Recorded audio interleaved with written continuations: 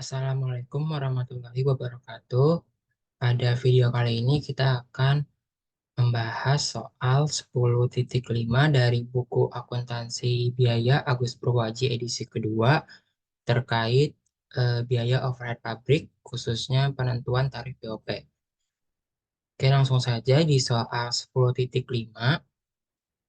Di sini sudah ada informasi terkait produksi dari PT Bintang Kencana untuk kapasitas normal tahunan perusahaan sebesar 3.816 unit dan ada juga anggaran BOP tetap 17.172.000 dan juga ada BOP variabel per unitnya 36.000 dan sebagainya. Di sini kita diminta untuk mengerjakan 3 soal. Yang pertama, besarnya BOP yang dibebankan ke dalam produk. Kita diminta untuk menghitung besar BOP apply atau BOP yang dibebankan dan juga apakah BOP ini terlalu tinggi atau terlalu rendah. Maksudnya kalau kita lihat di sini terlalu tinggi atau terlalu rendah artinya nanti BOP applied ini akan dibandingkan dengan BOP aktual atau BOP yang terjadi sebenarnya dalam kegiatan produksi. Nah, untuk menghitung BOP applied, kita perlu mengetahui tarif BOP. Karena rumus BOP applied itu tarif BOP dikalikan dengan kapasitas sesungguhnya. Yang mana tarif BOP didapat dari total BOP tetap per unit ditambah dengan BOP variabel per unit. Oke, pertama-tama kita hitung BOP tetap per unit. Di soal kita diberitahu bahwa anggaran bulan Maret 2010 untuk BOP tetap sebesar 17.172.000. Lalu kita lihat di sini, satuannya itu masih dalam berbentuk rupiah atau uang. Sedangkan untuk BOP variabelnya sudah dalam satuan per unit. Nih, 36.000 per unit. Yang artinya kita perlu membagi anggaran BOP tetap ini dengan dasar pembebanannya. Dalam hal ini dasar pembebanannya berupa unit. Mungkin kalau di soal-soal lain dasar pembebanannya itu bervariasi, bisa dalam bentuk waktu, aktivitas atau yang lain sebagainya. Nah, karena dalam soal ini dasar pembebanannya berupa unit, maka kita harus membagi 17.172.000 ini dengan kapasitas normal perusahaannya, ini sebesar 3.816 unit. Maka untuk BOP tetap per unit, kita bisa membagi 17.172.000 dengan 3.816 unit. Maka kita dapatkan BOP tetap per unit 4.500 unit. Nah, untuk BOP variabel sudah disinggung tadi bahwa BOP variabelnya sudah dalam bentuk per unit. Yang artinya untuk mendapatkan total tarif BOP kita perlu menambahkan BOP tetap per unit ditambah dengan BOP variabel per unit, yakni 40.500 per unit, 36.000 ditambah 4.500. Nah, maka tarif BOP ini kita kalikan dengan kapasitas perusahaan yang sesungguhnya untuk mendapatkan BOP applied. Ini rumus BOP applied. Maka 40.500 per unit kita kalikan dengan kapasitas sesungguhnya. Di soal kapasitas sesungguhnya itu sebesar 320 unit. Maka kita kalikan 40.500 per unit dikali 320 unit. Satuan unitnya bisa kita coret. Maka kita dapatkan BOP applied sebesar 12.960.000 rupiah. Nah, di soal diberitahu juga total BOP sebesar 30.440.000. Ini mungkin ada typo ya, tapi kita anggap ini 440.000. Sehingga selisih antara BOP applied dengan total BOP ini merupakan BOP aktual. Nah, rumusnya seperti ini. Total BOP sama dengan BOP aktual ditambah BOP applied. Total BOP 30.440.000 sama dengan BOP aktual ditambah 12.960.000. Maka BOP aktualnya 17.480.000. Yang artinya ini menandakan under applied. Yakni BOP applied itu kurang dari BOP aktual.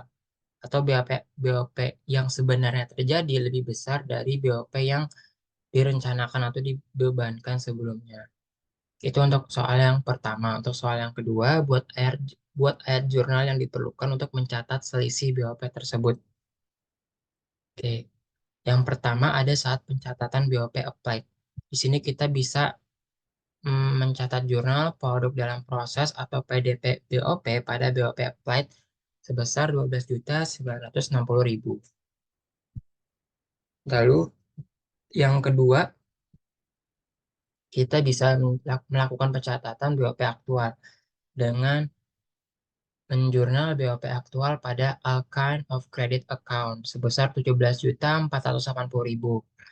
Maksudnya all kind of credit account ini bisa diganti dengan dengan contohnya seperti kas atau seperti akumulasi penyesuaian peralatan atau asuransi dibayar di muka atau biaya gaji dan upah dan lain sebagainya. Tapi karena di soal informasi-informasi tersebut tidak diketahui, maka kita bisa menjurnalnya hanya dengan menuliskan all kind of credit account sebesar 17.480.000 dari sini. Nah, saat pencatatan selisih BOP yang tadinya BOP applied di kredit, maka kita bisa balik posisinya jadi di debit seperti ini, BOP applied jadi di debit dan BOP aktual yang tadinya di debit jadi di kredit seperti ini.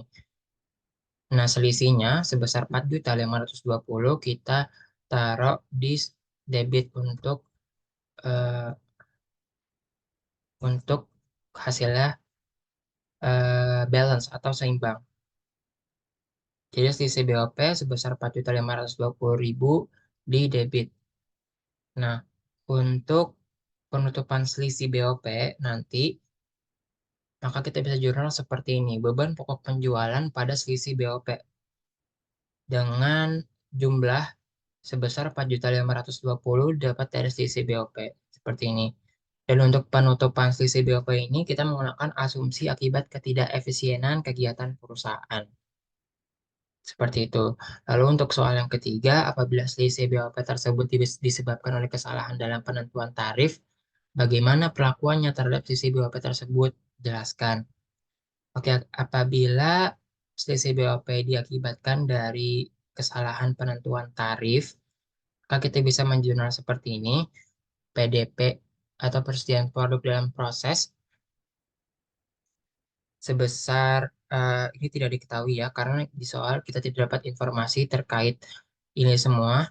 Lalu persediaan produk jadi di debit sebesar XXX rupiah dan juga beban pokok penjualan sebesar XXX rupiah dengan selisih BOP-nya di kredit sebesar 4.520.000. Kenapa seperti ini? Oke, jadi alurnya seperti ini. Ketika kita atau ketika perusahaan memproduksi barang dimulai dari yang namanya indirect labor atau pekerja tidak langsung. Yang mana pekerja tidak langsung ini akan dibebankan ke FOH atau factory overhead. Dari factory overhead akan dibebankan ke biaya produksi, selanjutnya ke COGM, COGS, hingga pada akhirnya itu akan ditentukan harganya. Nah, di akhir ini, dari serangkaian kegiatan produksi ini tuh akan menentukan harga di akhir. Di sini juga ada catatan untuk mengontrol besar FOH yang digunakan, maka perusahaan bisa melakukan dua cara, yakni menentukan dasar pembebanan dan kapasitas produksi yang digunakan. Nah, untuk menjawab mengapa jurnalnya seperti ini, karena dari kegiatan produksi, FOH ini menentukan hasil akhir dari harga yang akan di set atau harga yang akan ditetapkan oleh perusahaan. Artinya apabila terjadi kesalahan, di soal terjadi kesalahan dalam penentuan tarif dari kesalahan yang ada di sini, maka ini akan berakibat pada kesalahan di COGM, di COGS hingga kesalahan pada harganya. Makanya, persediaan produk dalam proses yang merupakan salah satu komponen dari biaya produksi, COGM dan COGS, itu akan terpengaruh akibat dari kesalahan factory overhead ini. Makanya jurnalnya eh, kita mendebit ketiga jurnal ini persediaan produk dalam proses, persediaan produk jadi, dan beban pokok penjualan. Karena kita sudah salah nih di penentuan tarif di FOH ini. Kalau yang dari sini udah salah, maka selanjutnya eh, tarif-tarif untuk komponen-komponen selanjutnya juga salah, seperti COGM-nya nanti juga akan jadi lebih besar atau lebih kecil, dan juga COGS-nya juga akan lebih besar atau lebih kecil. Seperti itu. Baik, sekian untuk pembahasan soal 10.5. Kurang lebihnya mohon maaf. Wassalamualaikum warahmatullahi wabarakatuh.